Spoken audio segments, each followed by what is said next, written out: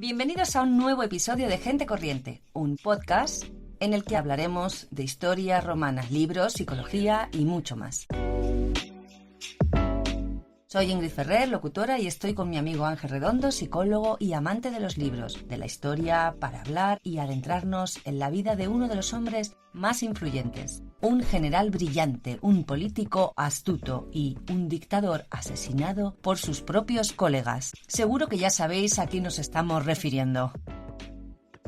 Hola Ingrid y hola a todos los oyentes, soy Ángel Redondo y hoy, como bien has dicho y seguro han adivinado nuestros oyentes, voy a hablaros de Julio César, de quién fue realmente y de dónde y cómo comienza su historia.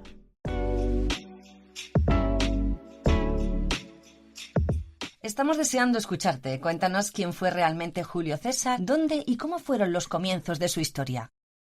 Cayo Julio César. Cayo, el nombre de pila, significaba alegría o regocijo. Julio era el nomen de la familia, la gens Julia. César era una rama dentro de la familia Julia, para distinguir a las distintas personas que tenían este nomen. El cognomen proviene de la palabra latina caeseries, o pelo abundante, aunque César carecía de pelo. Cayo Julio César nació en Roma, en el barrio popular de la Suburra, en el año 100 a.C., en el mes de Quintilis, bajo el seno de una familia patricia con gran nombre, pero venida a menos en términos económicos. No tanto de linaje, ya que decían proceder de la mismísima diosa Venus. Desde joven entendió que para sobrevivir y para escalar en Roma necesitaba tres cosas: aliados, carisma y ambición. Muy interesante, Ángel. ¿Eso de Quintilis, qué me será? ¿Y es cierto que el término cesárea viene de César por haber nacido de esa manera? Aquí hay muchas confusiones. Quintilis es una palabra latina que significa quinto. Esto es el quinto mes del año en el antiguo calendario romano de tan solo 10 meses, que más tarde César cambiaría por el actual calendario de 12 meses, para cuadrar discrepancias astronómicas. Después de su muerte, su amigo Marco Antonio, amigo y lugarteniente de César, sobre todo en la campaña de la Guerra de las Galias, con aprobación del Senado, cambiaría el mes de Quintilis por Julio, en honor a Julio César. Asimismo, el término cesárea se atribuyó a César, pero no porque naciera de cesárea, ya que su madre, Aurelia Cota, murió mucho después del nacimiento de Julio César. No fue por eso, sino porque bajo su mandato, el derecho romano decretaba que todas las madres muertas o moribundas, en un intento de salvar al bebé, debían de ser abiertas, ya que Roma necesitaba desesperadamente aumentar su población por todos los medios posibles. ¡Qué fascinante! Arrancar con el origen de Julio César. Cuéntanos, ¿cómo era el mundo en el que creció? ¿Quién mandaba cuando nació? No tenía nada que ver con la Roma que vemos en las películas romanas. No. Era una república en crisis. Era como un final agonizante dentro de la república, del sistema político de entonces. Había corrupción, había guerras civiles y mucha desigualdad. Eso sí, la ciudad de Roma gobernaba en todo el Mediterráneo, pero el poder estaba repartido entre unas pocas familias aristócratas. Al nacer Julio César no había un jefe único, como más tarde con la aparición de los emperadores. La república no funcionaba así, funcionaba con 2 cónsules elegidos cada año. En el año de su nacimiento, los cónsules fueron Lucio Valerio Flaco y, sorpresa, su tío político Cayo Mario, que estaba casada con la tía de César, la hermana del padre de César. Julia. Sí. Qué interesante. Eso de Mario, el tío de César, fue cónsul cuando él nació. Sí. Parece que César creció en un momento clave para Roma, pero ¿cómo evolucionó la carrera de Mario y cómo le afectó a César? Hemos oído que hubo dictadores y hasta una guerra civil. ¿Qué pasó? Bueno, la verdad es que fue un lío tremendo. Cayo Mario fue 7 veces cónsul. Era el tío político de César y era un héroe muy popular para Roma. ¿Por qué? Bueno, porque finalizó la guerra cimbria, que había empezado en el año 113 hasta el año 101 a.C.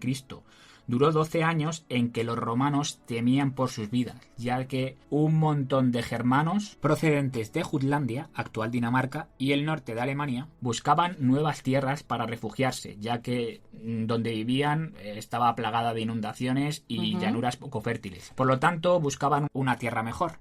Entonces, bueno, tras unas batallas donde al principio el bando romano empezó perdiendo, como por ejemplo con la batalla de Arausio en el 105 a.C., donde según fuentes como Livio y Plutarco estiman que entre 80 y 120.000 romanos murieron.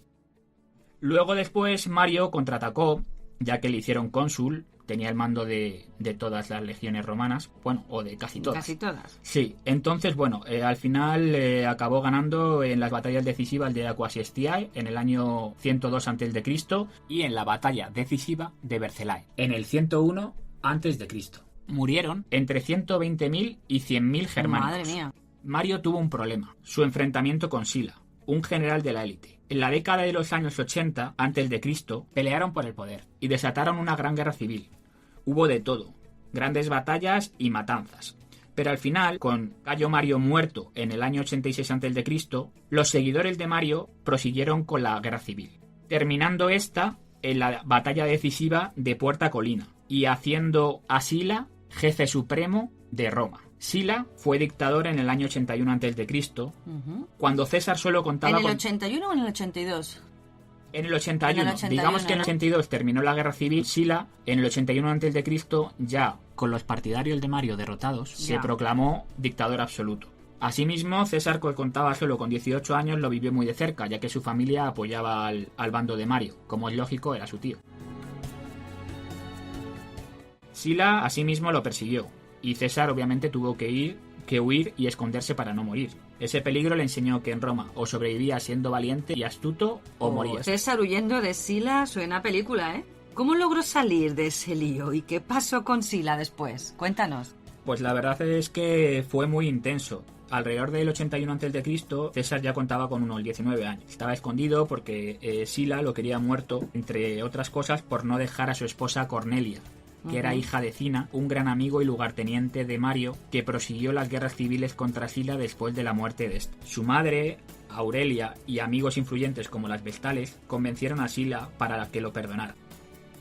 Las fuentes dicen que Sila estaba enamorado de su madre, Aurelia Cota.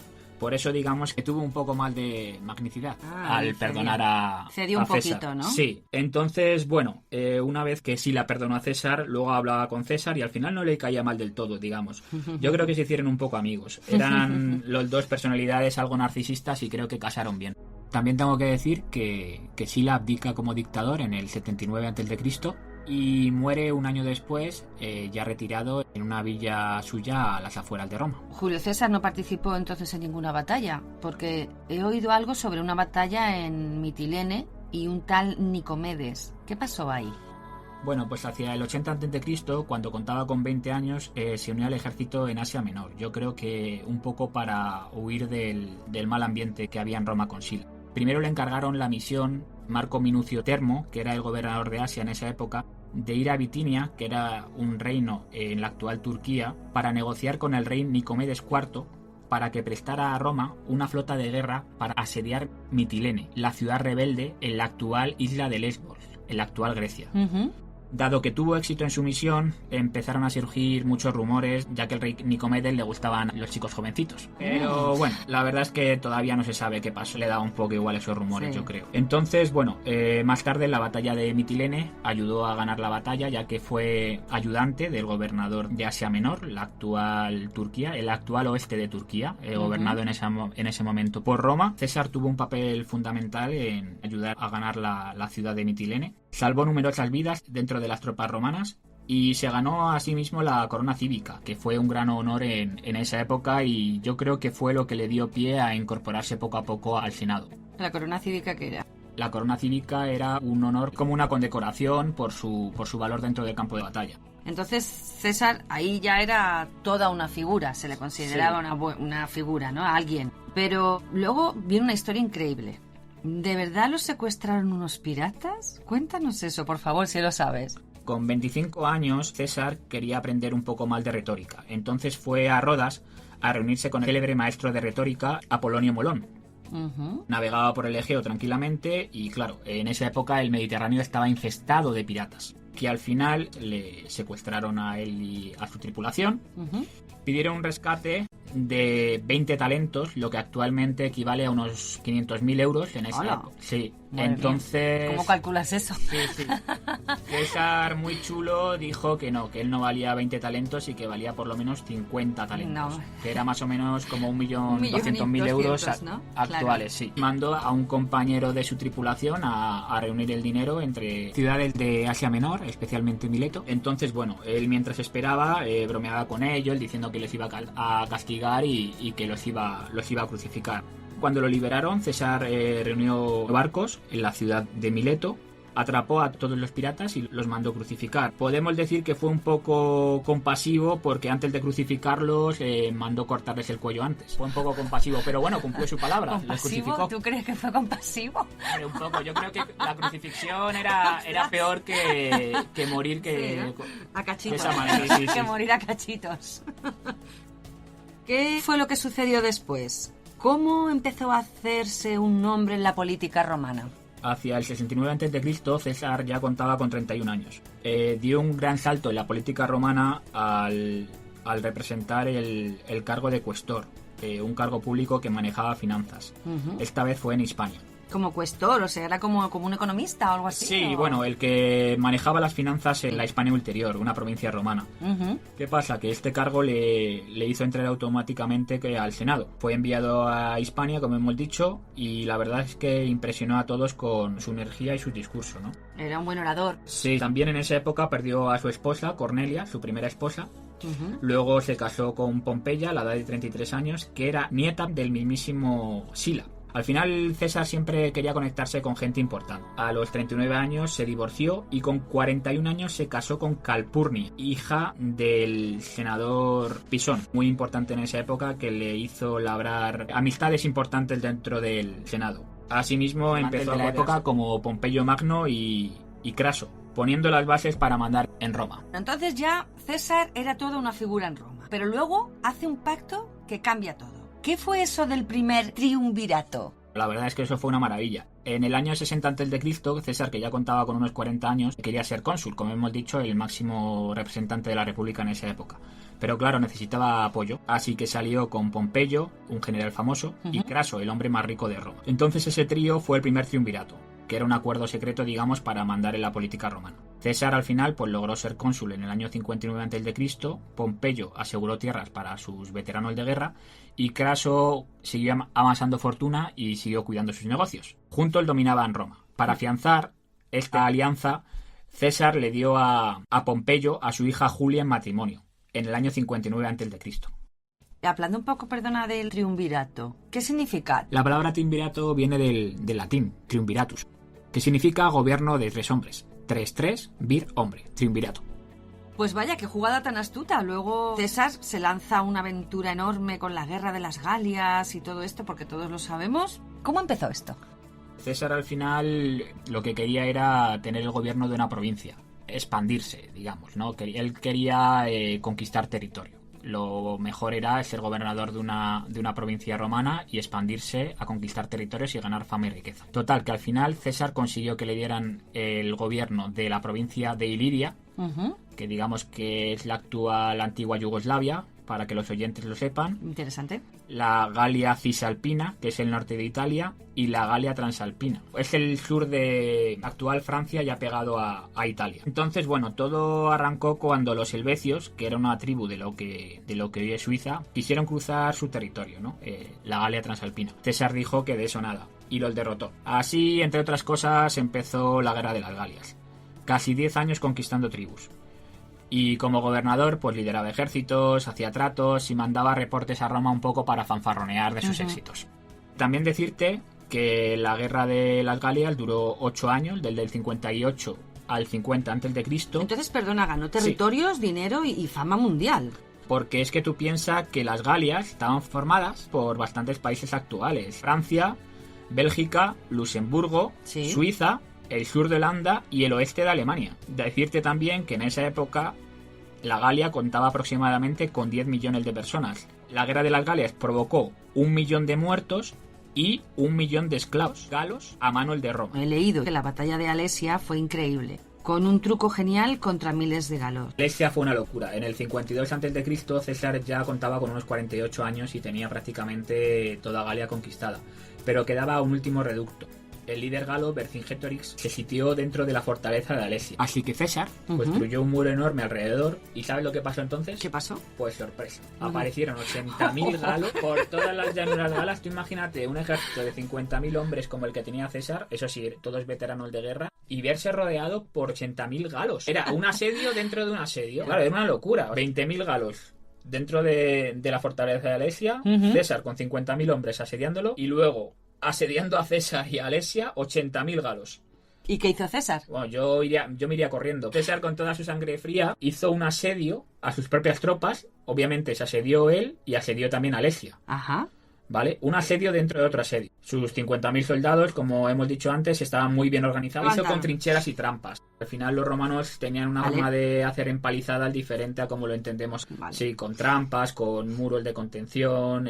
Bueno, al final, pues los soldados, como hemos dicho, estaban muy bien organizados, disciplinados, muy valientes. Entonces resistieron ataques desde ambos lados y ganaron la batalla. El líder galo se rindió y César así aseguró la Galia, ¿no? Así que fue una genialidad táctico. De hecho, Ingrid, te diré que todavía se sigue estudiando en los libros de historia y que en academias militares como la de West Point en Estados Unidos, que yo creo que es la más importante del mundo, se sigue estudiando para formar a los futuros oficiales del ejército americano. O sea, que utilizan sus técnicas. Sí. Porque era muy técnico. El mejor general de la historia, yo creo. Yo vi el otro día un documental en la televisión que decían que cruzaban los ríos para poder salvarse, hacían barcas o pasaban con maderas. Sin embargo, él siempre se paraba a pensar con su ejército y lo que hacía era puentes. Puentes de barcazas. De hecho, te puedo contar una anécdota. Cuando terminaron de conquistar la Galia, no hizo un puente de barcazas exactamente, creo que construyó un puente de madera y pasó el Rin hacia Germania con todas sus tropas. Entonces, claro, los germánicos, que no habían visto nunca eso, pues fliparon, ¿no? Era como ahora ver una nave extraterrestre aterrizar en Madrid. Sí. Entonces, claro, los germanos huyeron despavoridos y bueno, pues César ya les avisó de que no era buena idea cruzar la frontera con Roma. Alesia fue una jugada maestra también. Sí. Pero luego César también toma una decisión que lo cambia todo. ¿Cómo empezó la guerra civil? ¿Y qué es eso del cruce del Rubicón y la suerte está echada? Hacemos. Como hemos dicho, 3 hombres más poderosos de Roma eran en esa época César, Craso y Pompeyo. Ya solo quedaban 2 en la ecuación porque Craso fue nombrado en el 55 a.C. gobernador de Siria.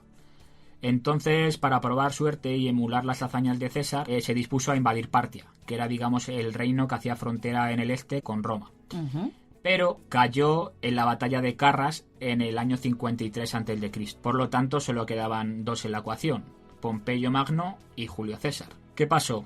En el año 49 a.C., César ya contaba con 51 años. Estaba en la cima de su poder tras conquistar toda la Galia. El senado estaba liderado por Pompeyo, que era amigo pero también rival. Al final César era del bando de los populares como Mario y Pompeyo era del bando de los optimates, yendo en la línea de... Que Pompeyo le ordenó a César que dejara el ejército, su ejército, y no quiso. Sí, porque... César al final se supone que la frontera con el Estado romano, Italia, hacía límite en el río Rubicón, que todavía hoy los historiadores no se ponen de acuerdo de dónde está y dónde estaba, ¿no? Entonces probablemente fuera un pequeño riachuelo en el norte de Italia. Ningún ejército podía pasar la frontera con Roma, no podía entrar en Roma, en Italia. Claro, ¿qué va a hacer César? Si vuelve a Roma sin un ejército, lo iban a capturar y seguramente lo iban a matar. Entonces al final era un desafío directo, o ganaba o lo perdía todo. Así que, diciendo la famosa frase alea y acta est, la suerte está echada. Cruzó el Rubicón con sus tropas y desató la guerra civil contra Pompeyo y los optimates. ¿Cómo terminó esa guerra civil? Como César cruzó el Rubicón, Pompeyo y los optimates se exiliaron de Roma. ¿Qué pasa? Que César persiguió a Pompeyo por todo el Mediterráneo. Al final, en el 48 a.C., lo derrotó en la batalla de Farsalia, en la actual Grecia. Con Pompeyo tenía más tropas, César contaba con los veteranos de las Galias y, bueno, pues al final hay que contar que César fue el mejor general de la historia y tenía mejor táctica que Pompeyo. Pompeyo se exilió y huyó a Egipto, buscando refugio, pero ahí lo traicionaron. ¿Por qué? Pues porque los consejeros del joven faraón, Ptolomeo XIII, lo asesinaron. Con Pompeyo muerto, pues la guerra civil casi terminó y César quedó como amo absoluto de Roma. Ahora que tenía todo el poder, ¿cómo fue ser dictador de Roma? En el 46 a.C., César ya contaba con 54 años. Se nombró dictador, pero no como los de antes, que duraban solo unos meses. Él lo fue por año, casi como un rey sin corona. Reformó el calendario, pasó a llamarse calendario juliano, dio tierras a sus veteranos de guerra, mejoró los tribunales, evitando así la corrupción, y amplió el Senado. Pero su poder absoluto molestó a muchos nobles, que temían que quisiera ser rey de verdad. Detestaban la monarquía porque ellos tenían el sistema político republicano y como lo habían pasado tan mal unos siglos atrás con la monarquía, recordemos que Roma empezó como una monarquía, odiaban todo el sistema monárquico. Por lo tanto, al creer que César había amasado tanto poder, podía hacerse rey. César gobernaba como jefe total y eso obviamente sembró numerosos enemigos dentro del Senado. Qué cambios tan grandes. También llega una reina famosa que fue Cleopatra. ¿Cómo entró ella en la vida de César? En el 48 a.C. César llegó a Egipto tras vencer a Pompeyo y ahí conoció a Cleopatra, de tan solo 21 años. Muy inteligente, se dice que Cleopatra dominaba 9 idiomas, entre ellos el egipcio, el latín y el griego. Aunque era la reina de Egipto, en ese momento no, pero lo sería, no era de descendencia egipcia, sino era de descendencia griega. Digamos que era princesa, pero no era todavía reina. Porque todavía no reinaba. Claro, porque estaba en una guerra civil contra su hermano Ptolomeo XIII. Era descendiente de Ptolomeo, un general de Alejandro Magno. Descendía directamente de los generales de Alejandro Magno. No dejó un sucesor claro, porque a su muerte, con 32 años en la ciudad de Babilonia, le preguntaron, justo antes de morir, quién iba a heredar su imperio. Entonces él dijo una palabra griega que fue toi kratistoi, que significa el más fuerte o mejor. Como todos los generales se creyeron el mejor y el más fuerte, pues hubo una guerra entre los generales. Ptolomeo, uno de los generales, se quedó con Egipto y ahí empezó la dinastía tolemaica de la que Cleopatra era descendiente. Que siguiendo la línea donde estábamos, ella se presentó enrollada en una alfombra ante César para pedirle ayuda en la guerra civil con su hermano. César quedó fascinado de ella. Se hicieron amantes, aliados. Qué estilazo lo de ella. Sí. Porque claro, César no se imaginaba que Cleopatra iba a salir de ahí. Se supone que era un obsequio de Cleopatra. Eso, venía enrollada como si fuera un regalo. Cuando sacaron la alfombra apareció Cleopatra. Juntos ganaron Alejandría y Cleopatra reinó con César a su lado. Y su romance, la verdad es que fue una comidilla entre las matronas romanas. También hemos oído que César tuvo algo que ver con la biblioteca de Alejandría. ¿Es verdad que la incendió? No, eso fue un mito. En el 48 a.C., durante la guerra civil entre Ptolomeo, el hermano de Cleopatra, y César, Cleopatra y los partidarios de esta, en Alejandría, César quemó barcos enemigos para protegerse, ¿no?, en el puerto. Las fuentes antiguas dicen que el fuego se extendió tanto que dañó parte de la ciudad. Quizá almacenes de libros cerca de la famosa biblioteca. Pero no hay pruebas de que destruyera la biblioteca. Yo creo que fue más un accidente que un incendio intencionado. Ajá. Aunque el rumor, como todo, creció tanto como una bola de nieve. Bueno, igual le quisieron echar la culpa a él por algo, ¿no? Sí, quizás le quisieron echar la culpa para quitarle poder. Y hablando también de Egipto, ¿qué hay del hijo de César y Cleopatra? ¿Cómo se llamaba? Cesarión. Cesarión nació en el año 47 a.C. Era hijo de Cleopatra y, según ella, también de César. Aunque él nunca lo reconoció oficialmente porque, bueno, quizás le trajera problemas políticos en Roma, donde un heredero extranjero no caía muy bien. Fue criado como futuro faraón, pero su destino fue muy trágico tras la muerte de sus padres. Si quieres lo hablamos en otro podcast. No era su sucesor principal. César estaba en la cima con Cleopatra y todo el poder. Como dictador cambió muchas cosas en Roma. ¿Cuáles fueron sus reformas más importantes? Bueno, pues yo creo que la más famosa fue la introducción del calendario juliano, donde ordenó los meses y añadió el año bisiesto. De hecho, aún lo usamos de manera parecida. Reorganizó la administración de las provincias, mejorando así la eficiencia y reduciendo la corrupción de los gobernadores, que en esa época era abusiva, lo que fortaleció así el control de Roma. También impulsó obras públicas como foros y templos, que embellecieron de este modo la ciudad y ganaron el favor del pueblo, consolidando así un legado como un visionario que mezcló fe, poder y progreso a partes iguales. Pero luego no todos estaban contentos. Cuéntanos, ¿cómo termina la historia de César con esos famosos idus de marzo? Idus marcaba aproximadamente la mitad del mes lunar, ¿no? Era, digamos, un día donde se alababa a Júpiter y se hacía toda clase de rituales religiosos. En marzo del 44 a.C., ¿sí?, en los idus de marzo, César, que ya contaba con 56 años, estaba en la cima de su poder. Pero, como hemos dicho antes, muchos senadores recelaban de él. El 15 de marzo, en los idus, unos 60 conspiradores, liderados por Casio y Marco Junio Bruto, lo emboscaron en el Senado. Tenían miedo de que se alzara como rey. Bruto, como hemos dicho antes, fue un líder de esos 60 conspiradores, pero era especial para él, ya que era hijo de Servilia, que era el amante de César durante muchos años, y para muchos casi un hijo adoptivo para él, ya que le quería de verdad. Cuando César lo vio apuñalándolo, dicen que dijo «Et tu, Brute», que significa «tú también, Bruto». De hecho, Ingrid, hay una anécdota muy, muy curiosa que dice que Espurina, un adivino de la época, le advirtió a César diciéndole que cuidado con los idus. Entonces César, tan altivo como siempre, le dijo «Los idus ya han llegado y yo sigo vivo». Y Espurina le dijo «Sí, César, han llegado, pero no han terminado».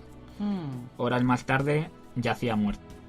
Recibió 23 puñaladas al pie de la estatua de Pompeyo, su enemigo. Yo creo que eso, de la vida. Paradojas de la vida. Sí. Y su asesinato desató el caos y marcó el fin. Vaya final tan impactante. Pero más allá de su muerte, Julio César sigue siendo una leyenda. ¿Por qué lo recordamos como un hombre tan extraordinario? ¿Qué hizo para cambiar el mundo? Fue titán. Yo creo que fue el personaje histórico más importante de Occidente. No solo conquistó la Galia y venció en las guerras civiles, sino que transformó Roma y por tanto el mundo occidental para siempre.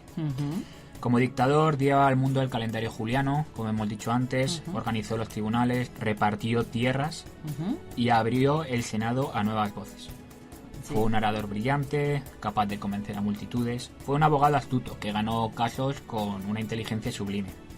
Se dice que dominaba varias lenguas, entre ellos el latín, el griego y quizás algunas galias, por todos los años que estuvo en la Galia. Sí. Dicen que fue un amigo leal, fue un amante apasionado y un enemigo muy temido. Yo creo que César rompió las reglas de una república moribunda que pedía a voces un cambio político en Roma.